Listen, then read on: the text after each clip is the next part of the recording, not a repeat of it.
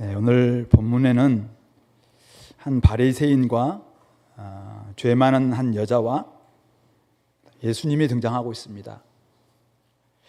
한 바리새인이 예수님께 자기와 함께 잡수시기를 청했습니다. 예수님은 바리새인의 집에 들어가서 앉으셨는데 그때 그 동네에 죄를 지은 한 여자가 찾아옵니다. 그 여인은 향유 담은 옥합을 가지고 찾아와서 예수님의 뒤로 그의 발 곁에 섭니다. 그리고는 마냥 눈물을 흘립니다. 그리고는 자기 머리털로 닦습니다. 그리고 그 발에 입을 맞추고 향유를 붓습니다. 도대체 무슨 영문인지 알 수 없는 상황입니다. 그런데 머리털을 풀고 발에다 입을 맞추고 향유를 붓는 이런 모습은 부정한 여인들이 하는 행동을 연상케 합니다. 그래서 예수를 청한 이 바리새인이 마음에 생각을 합니다. 이분은 분명히 사람들이 선지자라고 이야기했는데 자기를 만지는 여자가 죄인인 줄을 알지 못하는 걸 보니까, 그리고 저렇게 부정한 행동을 하고 있는 모습을 제지하지 않는 모습을 보니까 선지자가 아니구나, 사람들이 잘못 알고 있었구나, 이렇게 판단을 하고 있는 것이죠. 그렇게 생각하는 이 바리새인 시몬에게 예수님께 한 이야기를 들려주시면서 질문을 던집니다. 시몬아, 내가 너한테 해줄 말 있다. 어떤 사람이 빚을 줬는데 두 사람이 그 사람에게 빚을 졌다. 한 사람은 500데나리온의 빚을 그 사람에게 졌고 한 사람은 50데나리온의 빚을 졌다. 500데나리온은 것은 하루 품삯이 1데나리온이니까 오늘날로 치면은 하루에 10만 원만 쳐더라도 한 5천만 원 정도 되는 적지 않은 돈이고, 또 50데나리온이라도 한 50일치의 일당이니까 한 500만 원 정도 되는 돈입니다. 근데 그 돈을 보니까 둘 다 갚을 능력이 안 되는 거예요. 그래서 두 사람에게 다 탕감, 좋다, 내가 받지 않겠다, 이렇게 해줬다는 것입니다. 그래서 예수님이 시몬에게 질문을 던집니다. 이 두 사람 중에 누가 더 그 돈 빌려준 사람을 사랑하겠느냐, 이렇게 질문을 던집니다. 당연히 시몬은 많이 탕감받은 사람이 더 사랑하는 사람일 겁니다 라고 대답합니다. 네 판단이 옳다, 이렇게 이야기하시면서 이 시몬의 바리새인의 행동과 이 여인의 행동에 어떤 의미가 있는지를 설명을 해줍니다. 이 여자를 보느냐? 너는 내가 집에 들어올 때 환대의 기본의 원칙이라고 할 수 있는 물을 가져와서 종들에게 내 발을 씻겨주든지, 아니면 최소한 어떤 사람들은 주인이 직접 발을 씻기도 했다고 하는데 너는 나한테 발 씻을 물도 주지 않았다. 근데 이 여자는 눈물로 내 발을 적시고 자기 머리털로 닦았다. 그리고 너는 많은 사람들이 환대의 의미로, 존경의 의미로 서로 이렇게 입맞추고 거룩한 입맞춤으로 하기도 하고 입맞추는데 너는 그렇게 나에게 입도 맞추지 않았다. 그러나 이 여자는 내가 들어올 때 내 발에 입맞추기를 그치지 아니하였다. 많은 사람들은 어떤 사람들에게 향수를 뿌리기도 하고 감람유를 뿌려서 기름을 이렇게 붓는 그런 의식을 행하지만은 너는 그런 감람유도 나한테 뿌리지 않았지만은 저 여자는 비싼 향유를 나에게 내 발에 부었다, 이렇게 이야기하고 있습니다. 예수님은 그녀가 어떤 여자인 줄을 모르는 게 아니었던 것입니다. 다 알고 계셨습니다. 그리고 무엇보다도 시몬이 어떤 생각을 하고 계셨는지 다 간파하고 계셨습니다. 그리고 그 여인의 행동 이면에, 행동은 어쩌면 바리새인들이 보기에, 다른 사람들 보기에 부정한 여인들처럼 보였지만은 그 행동 이면에 어떤 동기와 어떤 뜻이 있었는지도 다 알고 계셨던 것이죠. 그러면서 그렇게 행동했던 이유를 47절 이렇게 설명하고 계십니다. 이러므로 내가 내게 말하노니 그의 많은 죄가 사하여졌도다. 이는 그의 사랑함이 많음이라. 감사 표현이라고 할 수 있는 사랑함이 많음이라 사함을 받은 일이 적은 자는 적게 사랑하니라 이렇게 이야기합니다. 그리고는 그 여인에게 네 죄 사함을 이미 받았느니라 이렇게 이야기합니다. 이렇게 하니까 그 함께 앉아있던 사람들, 바리새인들 친구들일 수도 있겠죠. 이런 사람들이 속으로 이렇게 말합니다. 아니 이 사람 도대체 누구이기에 죄도 사하는가? 아니 그는 하나님만이 할 수 있는 죄를 사한다는 말은 하나님만이 할 수 있는 말인데 이 사람이 도대체 누구이기에 죄도 사하는가? 이렇게 이야기합니다. 그때 예수님이 여자에게 이야기합니다. 이제 공개적인 석상에서 네 믿음이 너를 구원하였으니 평안히 가라. 너의 삶을 이제는 좀 평안한 가운데 하나님과의 관계 속에서 평안을 누리고 사람들 관계 속에서 평안을 누리고 이제 내 마음속에 있었던 죄책감, 자책, 자격지심 다 내버리고 이제는 평안한 삶을 살아라 이렇게 공개적으로 선언해주고 있는 내용입니다. 오늘 누가가 이 예수님의 삶 가운데 일어났던 많은 이야기 가운데 이 이야기를 우리에게 들려주면서 오늘 이 이야기를 듣고 있는 저와 여러분들에게 기대하는 바가 무엇일까요? 여러 가지 의미가 있겠지만 크게 두 가지로 생각합니다. 예수님이 어떤 분이신지 알아라. 그리고 예수님이 어떤 분이시라는 사실을 네가 안다면 그에 걸맞는 행동을 해라. 먼저 예수님은 어떤 분이십니까? 오늘 이 본문은 우리에게 예수님이 어떤 분인지 알아라라는 것을 들려주기 위해서 이 이야기를 좀 기록하고 있는데 예수님은 어떤 분이신가요? 바리새인 시몬의 생각처럼 그는 선지자도 아닌 그런 분인가요? 아니면 함께 앉은 자들의 고백처럼 그는 죄도 사하시는 분이신가요? 오늘 누가는 이 이야기를 통해서 예수님 다양한 모습을 오늘 그려주고 있습니다만 오늘 이 이야기는 예수님은 우리의 죄를 사하기 위해서 오신 하나님의 아들 구세주이시다라는 것을 우리에게 지금 제시해주고 있는 것 같습니다. 아무리 죄 많은 사람이라 할지라도 그 사람을 용납하시고 그 사람의 행동을 허용하실 뿐만 아니라 바로 그 사람 자체, 바로 죄 많은 여인을 받아주시는 분, 그리고 많은 사람들 앞에서 죄 사함을 선포하시는 분, 오직 믿음으로 구원을 받았다는 사실을 인정하시면서 이제는 평안히 살 것을 축복해 주시는 분, 바로 그분이 죄를 사하시는 권세를 가지신 구세주 예수님이시다라는 것을 말씀하고 있는 것입니다. 누가복음 7장에는 예수님의 다양한 모습이 등장하고 있습니다. 우리가 몇 번에 걸쳐서 봤습니다만은 첫 번째는 이방인 백부장의 종을 고쳐주신 치료자 예수님이셨습니다. 두 번째는 나인성 과부의 죽은 아들을 살려주신 생명의 주님, 생명을 이렇게 주시는 분, 바로 그런 분이셨습니다. 뿐만 아니라 세례 요한이 준비한 길을 따라 우리에게 오신 바로 오실 그분, 바로 메시아, 바로 그리스도이신 바로 예수님을 또 우리는 앞에서 살펴보았습니다. 그리고 오늘 이 본문, 오늘 36절부터 50절에서는 죄인을 받아주시며 죄사함을 선포하시는 구원자 예수 그리스도, 바로 그분이심을 오늘 우리에게 말씀해주고 있는 것입니다.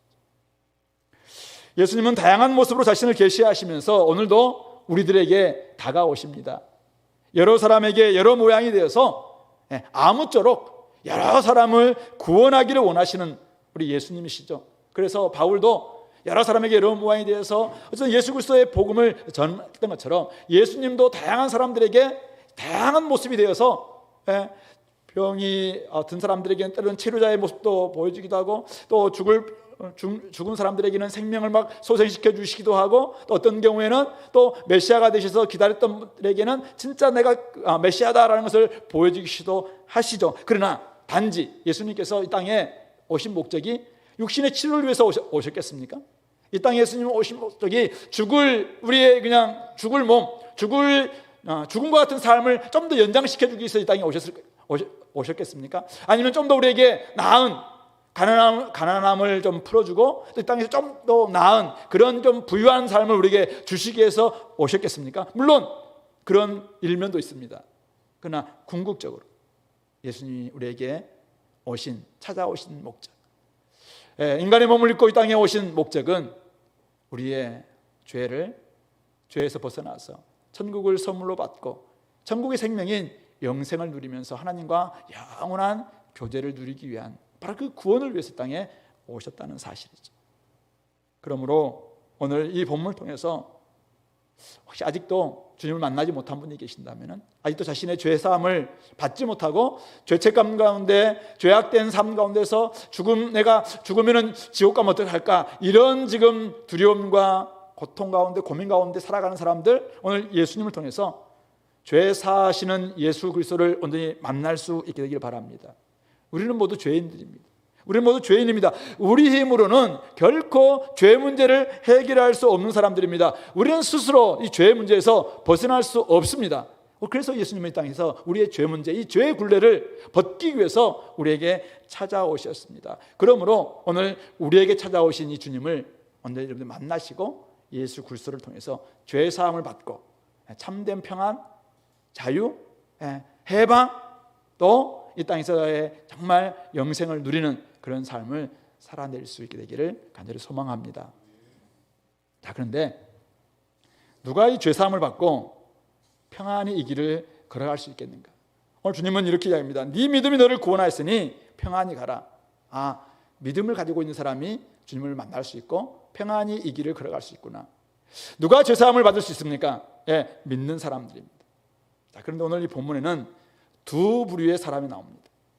첫째 부류는 예수님을 모셔놓고도 믿지 못하고 판단하는 사람이죠. 바로 바리새인 시몬입니다. 그는 율법에 탁월한 사람입니다.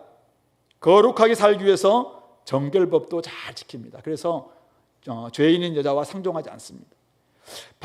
바리새파의 가르침을 따라서 어떤 말씀을 잘 좀 따라가지만은 예수님을 적극적으로 반대하지는 않습니다. 그래서 예수님을 개인적으로 집에 초대하기도 했습니다. 그러나 정작 자신에게 찾아오신 예수님을 쉽게 판단하는 오류를 범합니다. 이 사람은 아마 다른 사람에 대해서도 비슷한 오류를 범하는 것 같습니다. 죄를 지은 여자의 행동을 보면서 그 여자의 행동이 이면에 들어있는 것을 볼 생각하지 않고 행동만 보면서 저 여자는 지금 부정한 여인답게 행동하고 있다, 이렇게 판단하는 것이죠. 그녀를 대하시는 예수님에 대해서도 비슷하게 판단하고 있습니다. 왜 그럴까요? 이런 사람들은 항상 자신은 늘 옳기 때문에 그렇습니다. 자신은 늘 옳습니다. 자신이 기준입니다. 그렇기 때문에 다른 사람들의 행동, 자기의 행동에 봤을 때, 나의 판단 기준을 봤을 때 저것은 죄다, 저것은 지금 부정이다, 저것은 지금 옳지 않다, 이렇게 늘 판단하는 사람들입니다. 하나님 앞에 더 위대하신, 또 우리를 만드시고 우리의 마음까지 다 아시는 그분 앞에 있음에도 불구하고 그분 앞에서 자신의 본 모습을 보지 못합니다. 하나님 믿지 않는다는 것이죠. 그러니까 자신의 죄도 깨닫지 못합니다. 자신의 죄를 깨닫지 못하기 때문에 죄사함도 받을 수가 없는 것입니다. 교회에 나오는 목적이 있어요. 이런저런 얘기는 나누고 자기 속에 있는 의문만 해소하려고 교회에 나오는 것이죠. 예수님이 굉장히 이런 사람이 있는데 내 속에 여러 가지 의문들이 있어요. 이런 것들 한번 이야기도 좀 나눠볼까? 이렇게 나오는 것입니다. 근데 자기를 바꿀 생각을 하지 않습니다.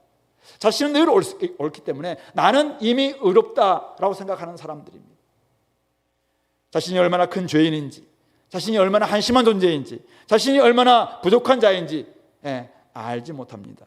그러니까 이런 사람들은 늘 사람들을 판단합니다. 야, 저 사람은 왜 어떻게 저렇게 울면서 기도하냐? 저 사람은 어떻게 저렇게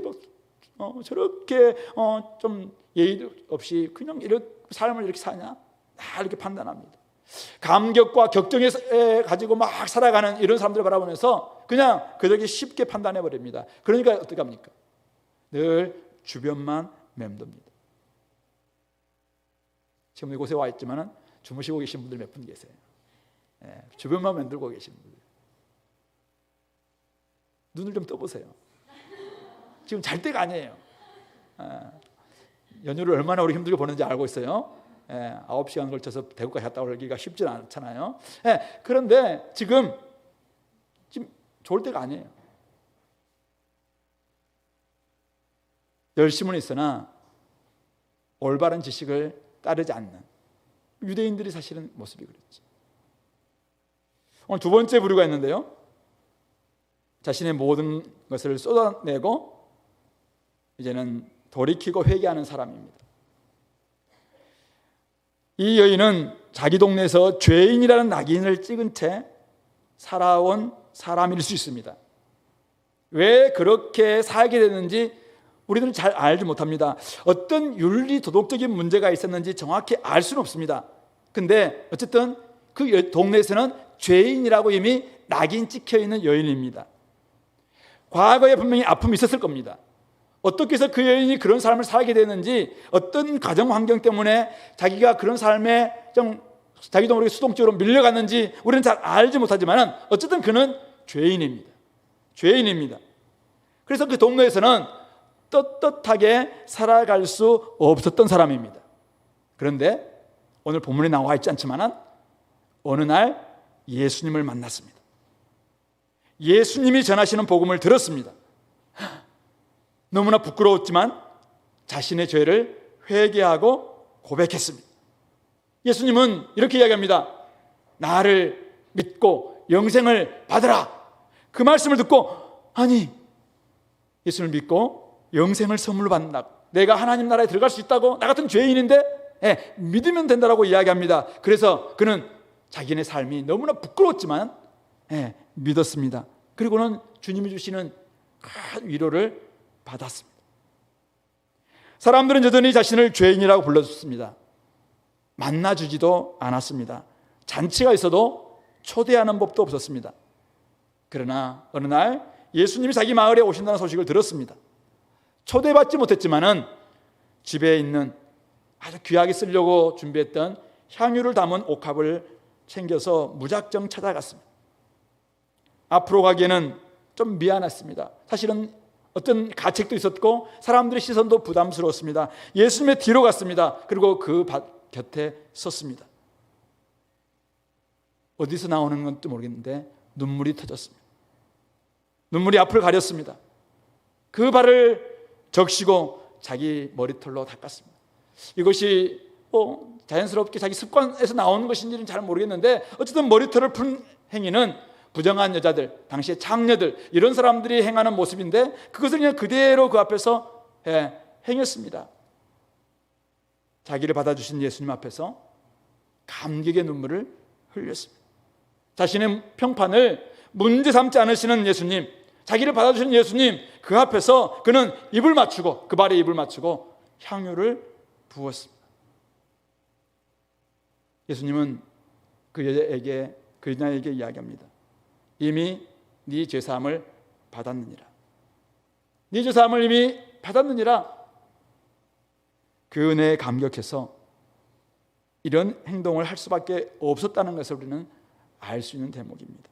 예수님은 많은 사람들 앞에서 다시 한번 그 여자가 그 믿음으로 구원받았다는 사실, 죄사함을 받았다는 사실을 이제는 선포해 주십니다. 네 믿음이 너를 구원하였으니 이제는 평안히 가라 축복해 주셨습니다. 믿음으로 구원받았고 믿음으로 이런 행동을 한 것에 대해서 주님께서 이제는 많은 사람들 앞에서 이는 믿음의 사람이다, 이제는 의인이 되었다, 이제는 하나님의 자녀가 되었다, 이제는 하나님과 평강을 누리게 되었고 죄책감이 아니라 자격지심이 아니라 수치심이 아니라 이제는 마음껏 떳떳하게 살아갈 수 있는 사람이 되었다라는 것을 공개적으로 선포해 주신 것입니다. 로마서 8장 1절에서 이야기하고 있는 것처럼 이제는 그리스도 예수 안에서 결코 정죄함이 없는 그런 여인의 삶이 되는 것입니다. 훨훨 날아가는 삶을 살 수 있게 되는 것입니다.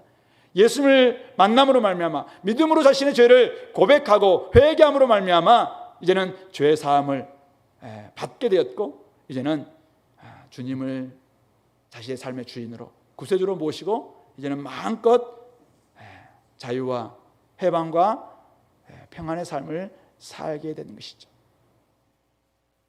여러분은 이 두 부류 중에 어디에 해당되는 사람들입니까? 여러분들은 예수님을 나름대로 초대하기도 하고 예수님 앞에 나아가기도 하지만은 혹시 이 바리새인처럼 끊임없이 자기의 모습을 드리지 않고 또 주님 앞에 자기를 늘 좀 비춰보면서 자신의 한심함과 부족함과 참 죄 많음과 이런 것들을 자꾸 보기보다는 이미 나는 괜찮고 다른 사람들 늘 지적하고 판단하고 이런 사람들로 있다면은 사실은 참 우리가 예수님을 제대로 만난 것인지 한번 돌아봐야 됩니다. 그러나 진짜 우리 여인처럼 자신이 그동안 어떤 삶을 살았든지 어떤 죄를 지었든지 어떤 평판을 가졌든지 또 어떤 자격지심과 어떤 죄책감과 어떤 삶을 수치심을 가졌든지 간에 예수님을 온전히 만남으로 말미암아 죄사함을 선포해 주시는 예수님을 이미 만남으로 말미암아 이 자유를 경험하고 참된 해방을 만끽하는 그런 삶을 살 수 있게 되기를 간절히 소망합니다. 바로 믿음으로 받은 이 구원, 이것을 우리가 간직하면서 이제는 내가 진짜 나에게 주신 이 구원, 죄사함 그리고 하나님 주신 이 평강, 이것을 끝까지 유지하며 살아야겠다, 이런 마음들을 갖게 되기를 간절히 바랍니다. 우리 로마서 5장에서는 몇 번 이야기했다시피 주님께서 우리를 의롭다 해 주신 사람들에게 주시는 축복, 유익을 5가지로 이야기하고 있지 않습니까? 우리가 이미 예수님을 믿음으로 말미암아 구원을 받았다면, 예수님 믿음으로 말미암아 의롭다 하심을 얻었다면 이 은혜에 들어감을 얻었기 때문에 어떻게 돼요? 하나님과 이제는 마음껏 화평 가운데 지낼 수 있는, 하나님과 늘 가까이 나가는, 죄를 짓다 할지라도 오늘 처음 짓는 죄처럼 다시 하나님 앞에 나아가서 하나님 앞에 나아가서 죄를 회개하면서 마음껏 하나님께 깊이 나아가고, 또한 우리 영광을 바라보면서 즐거워하는 우리의 삶이 되고, 이 땅의 삶이 피곤하고 어렵다 할지라도 우리가 받게 될 영광이 있으니까 이제는 영광을 생각하면서 즐거움을 누리고, 뿐만 아니라 환란이 우리 가운데 있죠. 이 땅에 신라권이기 때문에 환란이 있습니다. 그러나 환란은 인내는 연단은 소망을 이룬 줄 알고 늘 환란 가운데서 즐거워하고, 그리고 무엇보다도 우리가 죄인 되었을 때, 우리가 연약할 때, 우리가 원수 되었을 때 하나님이 우리를 사랑하심으로 말미암아 예수 그리스도를 보내주셨다는 그 놀라운 사실을 깨달으니까 예수님, 하나님에게 사랑이 얼마나 큽니까? 사랑받은 자임을 우리가 깨닫고 그 사랑을 늘 묵상하고 사랑 가운데 거하는 우리가 될 것이고, 무엇보다도 이제는 옛 아담에서 이제는 새 아담 그리스도 안으로 옮겨진 새로운 신분을 받은 자답게 이제는 옛날 주님께서 우리의 종문서 다 찢었습니다. 죄의 종이었던 우리 문서 다 이제는 십자가에서 도말해 주셨습니다. 이제는 우리가 마음대로 주님 안에서 자유를 누리고, 이제는 우리 신분상 목적상 그에 걸맞게 이제는 주님께서 기뻐하시는 의의 병기가 되어서 거룩함을 살아가는 우리 모든 사람들이 되어야 될 줄로 믿습니다. 그런 사람들, 바로 믿음을 가지고 있는 사람들은 이런 삶을 살 수 있다라는 것을 말씀해 주고 있는 것이죠. 그러므로 오늘 여러분들 지금 혹시 어떤 죄를 가지고 있든지, 어떤 죄의 삶 때문에 지금도 죄책감 가운데 있든지, 또 지난날 어떤 여러분들의 자격지심과 수치심과 수많은 사람들의 낙인 속에서 내가 막 힘들어 한지 간에 오늘 우리를 받아주시는 주님, 우리에게 죄사함을 선포해 주시는 그 주님, 우리의 믿음, 작은 믿음만 보시고 우리에게 이제는 내가 죄사함을 받았으니, 이제는 네가 구원받았으니 이제는 평안히 가라, 이렇게 선포해 주시는 주님을 만나시고 그런 삶을 살아가는 우리 공동체가 다 될 수 있기를 간절히 소망합니다. 두 번째는, 자, 그렇다면 죄사함을 받은 사람의 행동은 어떻게 달라야 되는가요? 많은 죄를 지었던 이 여인은 예수님께 이미 죄를 탕감받은 사람입니다. 500데나리온, 그것을 다 탕감받은 여인입니다. 정확히 언제 죄를 고백했고 언제 사함을 받았는지 알 수는 없지만은 어쨌든 그는 받은 사랑이 너무나 컸습니다. 어떻게 갚을까를 고민하고 생각하고 있을 때 예수님이 오셨고, 그래서 자기는 정말 오해될 수 있는 그런 행동이었지만은 어쨌든 자기 할 수 있는 만큼의 사랑을 지금 표현하고 있는 것입니다. 바리새인은 오해합니다. 저거는 부정한 여인의 행동이다. 그러나 예수님은 그 행동 이면에 있는 마음을 아십니다. 그래서 그것은 진심이고 사랑임을 아셨습니다. 그래서 47절 이렇게 이야기하고 있습니다. 그의 많은 죄가 사하여졌도다. 이는 그의 사랑함이 많음이라. 사랑함이 많아서 많은 죄가 사하여졌다는 뜻이 아닙니다. 사랑하기 때문에 우리는 죄를 사함받은 게 아니에요. 우리가 어떤 것을 사랑했기 때문에, 어떤 것을 헌신했기 때문에 구원받은 게 아닙니다. 구원받아서 헌신하는 것이고 구원받아서 사랑하는 것입니다. 구원받아서 우리는 많은 사람들에게 그 받은 은혜를 표현하는 것입니다. 많은 죄가 사하여졌기 때문에 사랑함이 많은 것이죠. 그러면서 주님은 이 바리새인에게 이렇게 이야기합니다. 그런데 사함을 받는 것이 적은 사람은 적게 사랑하느니라 이렇게 해요. 바리새인의 행동과 지금 예수님의 여인의 행동의 차이를 받은 사랑, 즉 죄사함의 은혜의 차이다, 그렇게 지금 말씀하고 있습니다. 자, 그런데 죄사함의 은혜를 경험한 사람들이, 우리가 죄사함의 은혜를 경험했습니다. 근데 그 받은 은혜가 작은 것이냐 이거죠. 우리가 받은 죄사함이라는 것이 무엇입니까? 우리는 영원한 지옥에서, 영원한 죽음에서, 영원한 하나님과의 단절에서 이제는 회복이 되었습니다. 적게 받고 많게 받고 어디 있어요? 사실은 주님께 받은 이 죄사함은 적게 받았다고 표현할 수 있는 사람이 없어요, 사실은. 지금은 이 바리새인의 행동은 은혜를 모른다는 것입니다. 주님께 지금 만난, 주님이 지금 앞에 서 있는데 그냥 판단하고 쉽게 말하고, 이것은 그냥 은혜를 받은 사람들의 모습이 결코 아니라는 것입니다. 진짜 은혜를 받았다면 다르게 살아갈 수밖에 없다는 것입니다. 은혜를 받은 사람이라면 다르게 사랑할 수밖에 없다는 것입니다. 은혜를 받은 사람이라면 최고의 사랑을 드릴 수밖에 없다는 것입니다. 바리새인은 예수님을 초대하면서도 환대의 기본도 지키지 않았습니다. 발 씻을 물도 주지 않았습니다. 입도 맞추지 않았습니다. 감람류도 붓지 않았습니다. 그러나 이 여인은 그가 받은 은혜가 너무 컸어요. 죄사함의 은혜가 너무 컸습니다. 그래서 눈물로 발을 씻습니다. 발에 입맞추기를 그치지 않습니다. 향유를, 그게 얼마짜리 향유는 나와 있잖아요. 그러나 이 향유를 예수님의 발에 부었습니다. 받은 사랑이 너무나 컸기 때문에, 받은 은혜가 너무나 컸기 때문에 그는 사함받은 그 은혜에 감격해서 어쨌든 자기가 할 수 있는 최고의 사랑을 드리고 있는 것입니다. 주님으로부터 죄사함을 받은 사람들은 최고의 사랑을 드릴 수밖에 없다, 다르게 사랑할 수밖에 없다라는 것을 우리에게 지금 말씀하고 있는 것입니다. 자, 그렇다면 여러분들은 어떻습니까?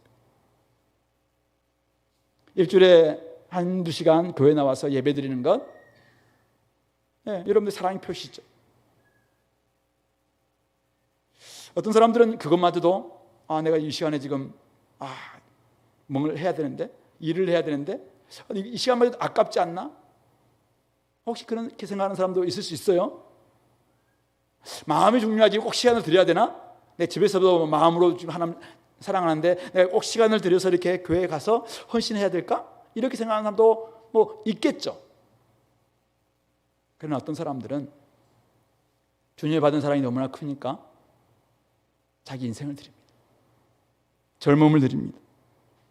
지난날 불의의 병기로 살았던, 그냥 불의와 불법을 위해서, 부정을 위해서 살았던 자기 삶을 너무나 부끄러워하면서 이제 남은 인생 어떻게 하면 내가 한번 제대로 살아볼까 이렇게 생각하면서 이제는 막 의의 병기가 되고 싶어서, 하나님의 나라의 의를 위해서, 나라와 의를 위해서 막 드리고 싶어서 내가 할 수 있는 게 뭘까 막 찾는 것. 옛날에는 술과 쾌락에 찌들려서 살았던 어떤 사람이 주님을 만나고 난 다음에 어떻게 바뀝니까? 술과 쾌락에 찌들었던 그 사람들을 막 구원하기 위해서 자기가 잘할 수 있는 게 트럼펫이었어요. 자기 잘할 수 있는 게 색소폰이었어요. 그래서 그걸 가지고 막 찬양합니다. 눈물을 흘리며 찬양을 합니다. 제가 중고등부 시절 때 부산에 늘노래 찬양팀이라고 있었습니다. 이분들이 다 술집에서 그렇게 소위 말해서 딴따라 했던 분들이었어요. 그런데 이런 분들이 은혜를 받게 됐습니다. 그래서 자기의 인생을 어떻게 드릴 수 있을 것입니까? 그래서 찬양단을 만들었습니다. 그래서 중고등부 학생들 앞에 나와서 막 색소폰으로, 트럼펫으로 찬양을 하면서 막 눈물을 흘리는 거예요, 이분들이. 왜요? 자기가 받은 사랑이 너무나 컸다. 그래서 이걸 갚을 길이 없으니까 내 이런 사람으로 살고 싶다, 이렇게 하는 것입니다. 자기가 할 수 있는 최고의 은사를 가지고 이렇게 하겠다라고 이야기합니다. 어떤 사람들은 그동안 자기가 원했던 것만을 살았습니다. 열심히 원했던 것을 살았죠. 근데 주님을 알고 보니까 자기 인생이 다 은혜였어요. 다 은혜였어요. 그러니까 어떻게 합니까? 내가 할 수 있는 게 없다. 근데 나이가 이미 40대 50대 했어요. 젊은 분들에서 막 캠퍼스에 가려고 하니까 40이 너무 안 배준대. 그러니까 어떻게 해요? 그냥 변장을 하고 젊은이처럼 하고 막 하는 게 아니라 젊은이들 초대라는 게, 젊은이들 초대해서 이들을 어떻게 하면 잘 좀 먹이면서 또 이들이 막 일할 수 있도록 막 만들어주는 이런 삶을 살기도 하고, 내가 할 수 있는 게 뭘까 하면서 우리 부산에서 있었던 일들입니다만은 이분들은 자기는 공부를 의사가 되기까지 공부를 많이 막 했다는 거예요. 근데 이것 가지고 결국 할 수 있는 게 많은 사람들을 섬기고 이렇게 하는데 복음을 위해서 하는 것이 너무나 좀 막 귀하고 이렇게 하니까 자기가 나이가 연세가 많으신 분이었어요. 집을 충분히 살 수 있는 분이셨어요. 근데 집도 사지 않고 그거를 어쨌든 막 계속 캠퍼스 선교단체를 위해서 막 헌신하는 거예요. 이사가 되셔서 나중에 막 봉사하시고 나중에는 어떻게 하면 이들을 또 좀 새롭게 만들까 해서 의료 선교 센터를 만들기도 하고 막 이렇게 하시더라고요. 정말 감격스러운 그런 헌신자들이 많이 있었습니다. 남은 생을 하나님의 나라와 의를 위해서 드리기 위해서 힘쓰는 그런 사람들, 죄에서 속량받은 그 은혜가 너무나 크기 때문에 남은 생은 이제는 내가 한번 주님을 위해서 한번 살고 싶다 이거죠. 최고의 것을 한번 드리고 싶다. 내가 가장 잘하는 게 뭘까? 글이다. 어떻게 해요? 이 글로 사람들에게 최고의 주님의 사랑을 전하고 싶은 거예요. 그럼 어떻게 해야 돼요? 그걸로 주님의 사랑을 표현하는, 거기에 주님은 사랑이십니다라는 이런 단어가 없을 수도 있어요. 그러나 이야기 속에서 주님의 사랑이 얼마나 감격스러운지를 막 소설을 쓰기도 하고 어떤 막 시나리오 작가가 되는 거죠. 그렇게 해서 주님의 사랑을 표현하는 이런 사람도 있는가 하면, 그림을 잘 그리는 사람인데 이런 사람을 막 드리기도 하고, 이게 다 향유 담은 옥합을 주님 앞에 드리는 방식이 아닐까요? 오늘날 아까 우리 집사님이 기도했습니다마는 한국 교회를 생각하면은 참 많이 좀 안타까운 이런 현실들입니다. 2024년 교회 트렌드를 생각해 보니까 참 많이 이렇게 무너져 있는 모습 보는데, 참 감사한 것은 우리 교회가 어쩌면 그들이 지금 대안이라고 이야기하고 있는 많은 부분들을 우리가 이미 하고 있더라는 거예요. 그래서 우리가 목협에서 그 책을 읽고 하면서도 참 우리 교회가 어쩌면 이 부분들을 굉장히 이전부터 좀 하고 있구나. 하나님이 어쩌면 우리에게 그것을 깨닫게 만들어졌고, 소그룹 했고, 다음 세대를 붙잡고, 304대를 붙잡고, 이런 것들이 다 지금 대안으로 등장하고 있는데, 우리가 이미 하고 있는 것들이에요. 하고 있는 것들. 이것을 위해서 우리가 어떻게 하면 시간과 이걸 잘 투자해서 이것을 해볼 것인가. 이 일의 헌신을 통해서 한국교회를 새롭게 하고, 다음 세대를 새롭게 하고, 하나님 나라를 새롭게 할 수 있다면 그 일이 얼마나 감격스럽고 주님 앞에서 다른 삶이냐 이거죠.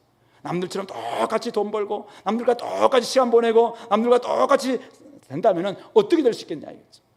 그런 점에서 여러분들이 오늘 읽었던 본문, 그 다음 본문 우리 8장 1절 3절 잠깐 보실래요? 거기 보면은 두 부류의 사람들이 주님께 헌신하는 모습이 나와 있습니다. 한 부류는 12제자들입니다. 이들은 예수님과 함께 다니면서 각 성과 마을에 돌아다니면서 하나님 나라를 선포하고 복음을 막 전파하는 12제자들이 나오고, 또 한 부류는 여인들의 모습입니다. 그 중에는 7 귀신이 나간 막달라인이라는 마리아도 있고, 헤롯의 청지기 구사의 아내 요한나도 있고, 수산나, 다른 여러 여자가 함께하여 자기들의 소유로 그들을 섬기더라라고 이야기하고 있습니다. 어떤 사람들은 자기의 인생을 들여서 예수님과 함께 다니면서 복음을 전하고 하나님 나라를 증거합니다. 그리고 어떤 여인들은 주님을 만났습니다. 주님의 은혜를 깨달았습니다. 그러니까 어떻게 자기가 할 수 있는 게 집에서 청지기 아내니까 남도 돈이 있었겠죠. 돈을 막 투자하면서 이제는 하기도 하고, 이 막달라 마리아 같은 경우는 7 귀신이 나간 여인이에요. 근데 그가 주님을 만나고 보니까 제가 할 수 있는 게 뭐가 있어요? 할 수 있는 게 별로 없어요. 그래서 어떻게 합니까? 내가 주님 곁에만 있는 게 내가 할 수 있는 게 전부다, 이렇게 생각했을 수 있어요. 그래서 그는 어떤 상황 속에서도 예수님 곁에 있습니다. 그래서 많은 사람들이 오해합니다. 예수님이 우리 그런 막 작가들 있잖아요. 다빈치 코드 이런 책들 보면은 예수님과 막달라 마리아가 원래 연애를 했는데 어떻게 했다, 온갖 낭설들이 나오는 이유가, 막달라 마리아는 언제나 그 현장에 있는 거죠. 예수님이 십자가에 죽으실 때도 그 현장에 있었고, 예수님이 바로 부활하시던 바로 그 빈 무덤 그 앞에도 막달라 마리아가 있었던 것입니다. 그는 어쩌면은 자기가 최고로 잘할 수 있는 게 뭘까?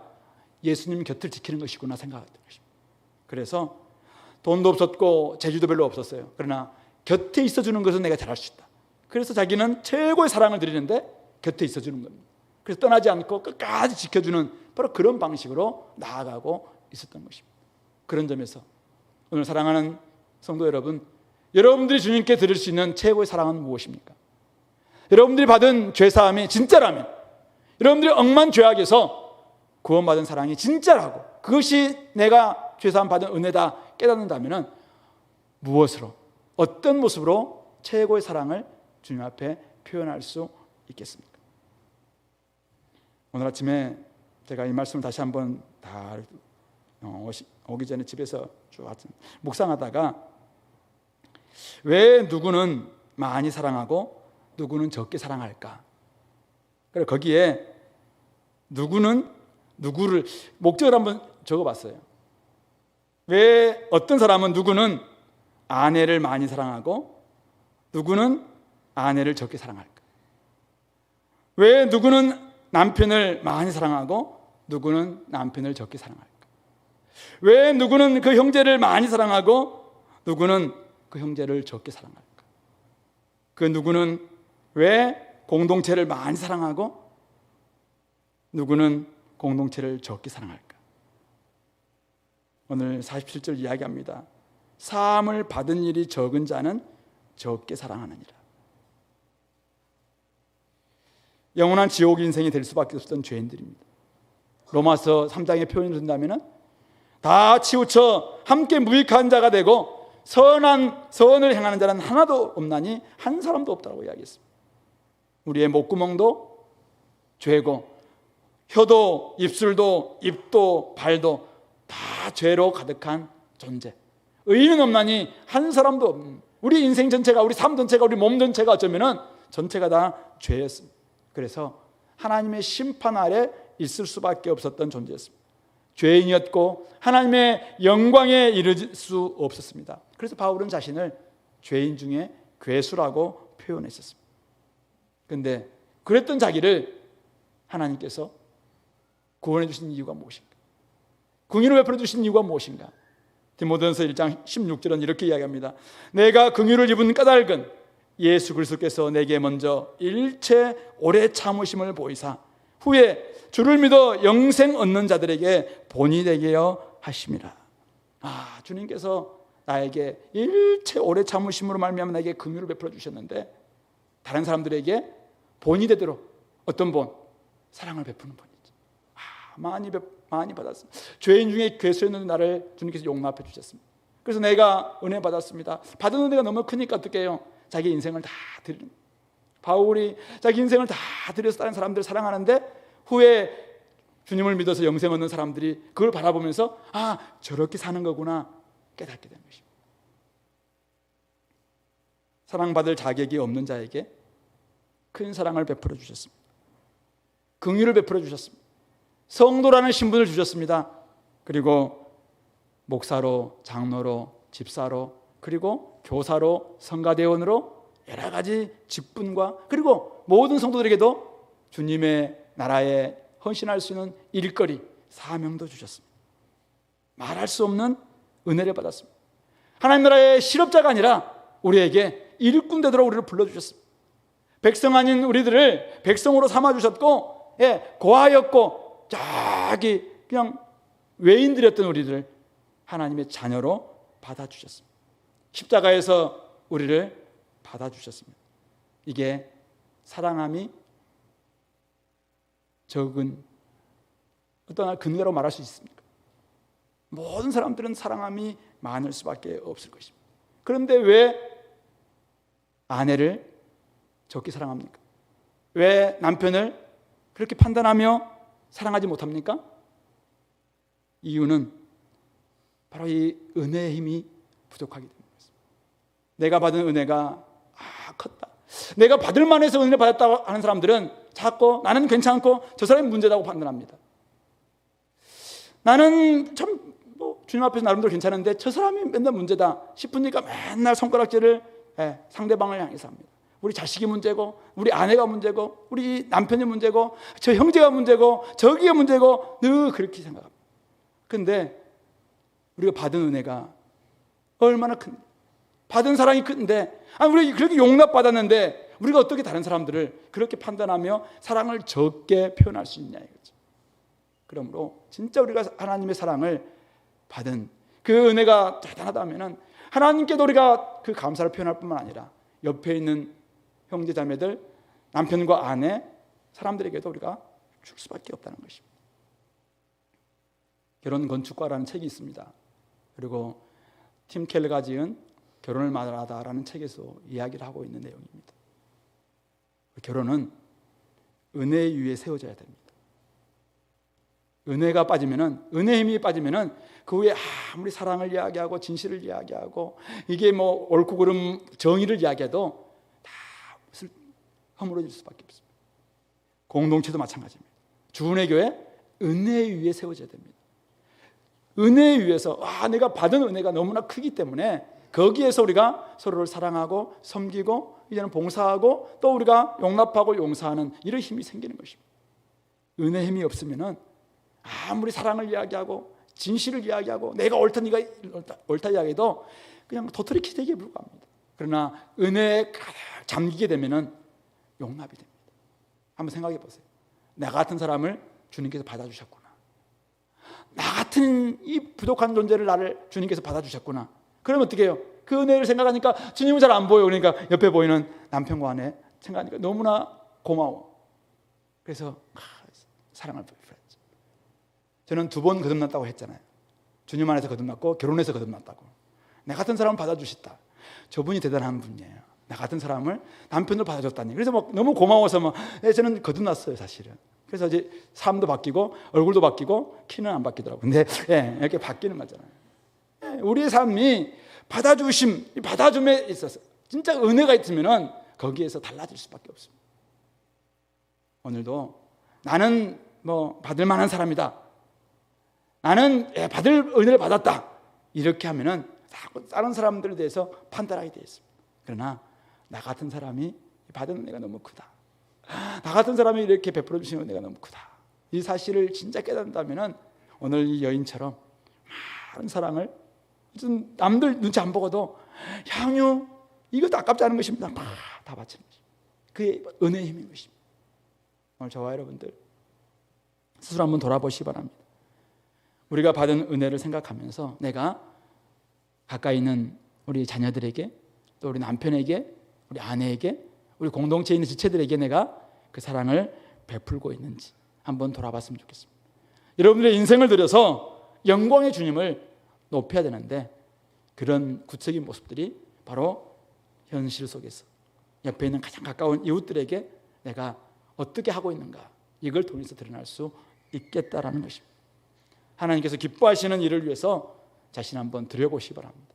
여러분들의 젊음을 여러분들의 인생을 한번 주님을 위해서 한번 들여보시기 바랍니다. 그걸 통해서 사람을 한번 살리는데 한번 마음을 써보시기 바랍니다. 우리를 기다리고 있는 사람들이 너무나 많습니다. G7에 지금 나가 있는 지체들도 이 바로 은혜의 힘을 가지고 저는 하고 있을 거라고 생각합니다. 그런 점에서 받은 구원, 그게 진짜 감격스럽다. 받은 구원에 감격에만 머물지 마시고 그걸 가지고 최고의 사랑을 베풀 수 있는 여러분들의 시간과 여러분들의 은사와 젊음과 또 재정을 통해서 하나님께 최고의 사랑을 드릴 수 있는 우리 공동체가 다 될 수 있기를 소망합니다. 같이 한번 기도합시다. 오늘 이 말씀을 좀 기억하시면서 하나님 아버지 나 같은 사람들, 나 같은 죄인을 받아주시는 그 은혜에 좀 생각하면서 하나님 아버지 이제는 내가 받은 그 은혜에 감격해서 이 여인처럼 나 또한 최고의 사랑을 주님께 드리고 또 옆에 있는 사람들에게도 정말 그 은혜의 힘으로 그들을 용납하고 은혜의 힘으로 받아주고 은혜의 힘으로 또 살아가는 저희들 되게 해달라고 같이 한번 기도하겠습니다.